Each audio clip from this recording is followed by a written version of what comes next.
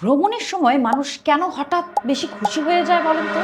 तो चलिए शुरू करते हैं। আপনি কি লক্ষ্য করেছেন কখনো ভ্রমণে গেলে হঠাৎ মনে হয় সবকিছু যেন আনন্দময়, জীবন হালকা, মন ভরে যায় সুখে। আজ আমরা জানবো কেন ভ্রমণ আমাদের মস্তিষ্ক এবং অনুভূতিকে এভাবে বদলে দেয়।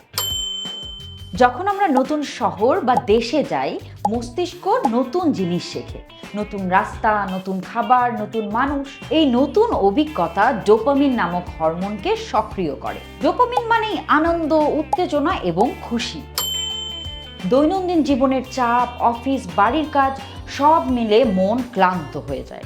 ভ্রমণ এই রুটিন ভেঙে দেয়। মস্তিষ্ক হালকা, শরীর স্বচ্ছন্দ, তাই আমরা সহজেই খুশি হই। ভ্রমণে আমরা অনেক অনিশ্চিত মুহূর্তের মধ্যে পড়ি, যেমন সঠিক বাস খুঁজে বের করা, ঠিক রেস্তোরাঁ খুঁজে বের করা। এই ছোট ছোট অ্যাডভেঞ্চারগুলো আমাদের এড্রেনালিন বাড়ায় এবং আনন্দের অনুভূতি দেয়। ভ্রমণে আমরা নতুন মানুষ দেখি, নতুন গল্প শুনি। সোশ্যাল ইন্টারঅ্যাকশন, হাসি, মজা, বন্ধুত্ব সবই আমাদের সুখ বাড়ায়। মন ভালো থাকলে শরীরও ভালো থাকে। সঠিক ডেটা দেখায় স্ট্রেস কমে।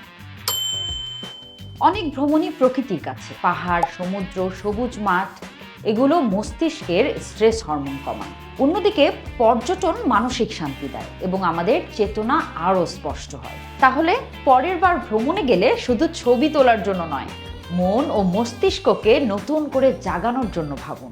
আপনি কোন ভ্রমণে সবচেয়ে খুশি হয়েছেন? কমেন্ট করে যান। লাইক দিন, কমেন্ট করুন, শেয়ার করুন আর সাবস্ক্রাইব করুন আরও এমন মনের রহস্য জানার জন্য।